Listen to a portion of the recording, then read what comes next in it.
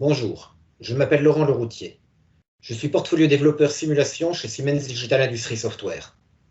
Aujourd'hui, dans le cadre des plénières TIC et santé de Santexpo 2021, je voulais partager avec vous quelques exemples d'usage du jumeau numérique pour des matériels médicaux et au-delà des fabricants d'équipements, des voies d'utilisation de ce jumeau numérique par les équipes médicales par elles-mêmes.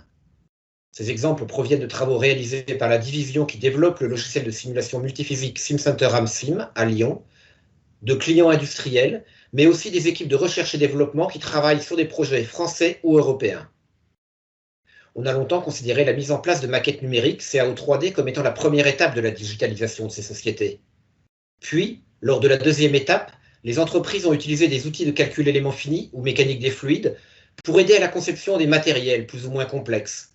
Ainsi, on pouvait tester virtuellement la tenue mécanique d'une prothèse ou s'assurer que l'écoulement d'un fluide à travers une tubulure, un masque, serait maîtrisé en pression, température ou homogénéité de mélange. Siemens propose d'ailleurs des outils de simulation de mécanique des fluides 3D, StarCCM+, et de calcul structurel et de mécanisme SimCenter 3D. Mais aujourd'hui, je vais présenter quelques exemples de l'étape suivante, la création et l'utilisation de jumeaux numériques de systèmes multiphysiques. Le logiciel SimCenter AmSim simule les phénomènes multiphysiques, thermiques, pneumatiques, mécaniques, électriques, hydrauliques, en dynamique. Cela fait maintenant plus de 20 ans que SimCenter AmSim est utilisé pour représenter les systèmes respiratoires comme les ventilateurs, dragueur médical par exemple, ou dans d'autres industries les masques à oxygène pour les avions chez Safran Aérosystèmes. Le modèle présenté ici considère les systèmes pneumatiques eux-mêmes, y compris l'humidification et le chauffage des gaz, ainsi que les patients qui y sont connectés.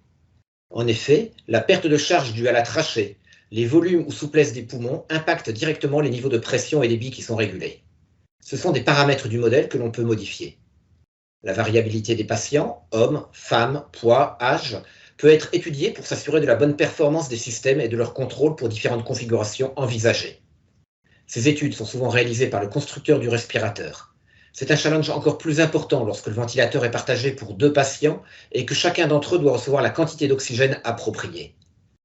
La capacité de travailler avec des modèles physiques corrélés, avec des mesures expérimentales, d'optimiser leur contrôle ou bien les branchements, jonction en T, permettent d'accélérer la réalisation in situ dans le monde réel.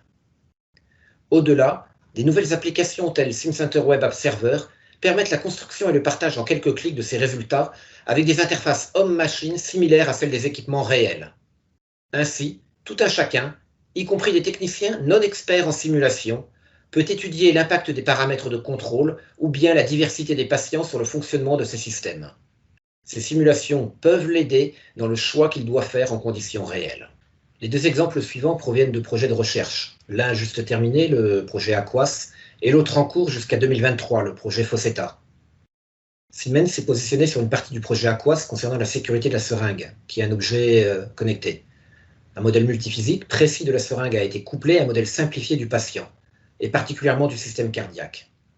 Ainsi, un lien est fait entre dynamique de diffusion du produit pharmaceutique, évolution du taux du produit proche du cœur et impact du produit sur le cœur, qui est modélisé comme une pompe, et l'effet sur le débit sanguin, et donc sur le transport des produits injectés.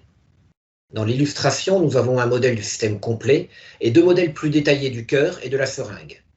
Ces modèles sont dynamiques et prennent en compte les constantes de temps des différentes parties. La simulation permet de caractériser la dynamique de la boucle de rétroaction entre injection d'un produit et vitesse du flux sanguin. On peut l'utiliser en amont d'une opération, en estimant les paramètres du patient et en les appliquant dans le modèle couplé à la seringue. On pourrait aussi utiliser les données réelles, mesures sur le patient qui deviennent des paramètres, et simuler en temps réel le processus complet en même temps qu'on injecte les produits. Dans le projet Fossetta, qui vient juste de démarrer pour une durée de 3 ans, le jumeau numérique peut aider à réduire la présence de personnel qui surveille les constantes contrôlées d'une machine pour se concentrer sur les actions médicales à plus forte valeur ajoutée. Ici sont simulés les effets du produit injecté sur les 3 compartiments que sont la graisse, le système sanguin et les muscles. La compréhension du bon fonctionnement d'un système à l'aide de la simulation permet pour le concepteur de tester tous les possibles et les défaillances éventuelles, et d'accélérer la validation et la certification de ces systèmes. Le même jumeau numérique permet aux praticiens une meilleure et plus rapide prise en main du système et donc d'acquérir de l'expérience avant utilisation avec des patients physiques. Si vous souhaitez plus d'informations ou êtes intéressé par des projets communs, n'hésitez pas à me contacter ou à participer à la phase de questions-réponses cet après-midi. Je vous remercie pour votre attention.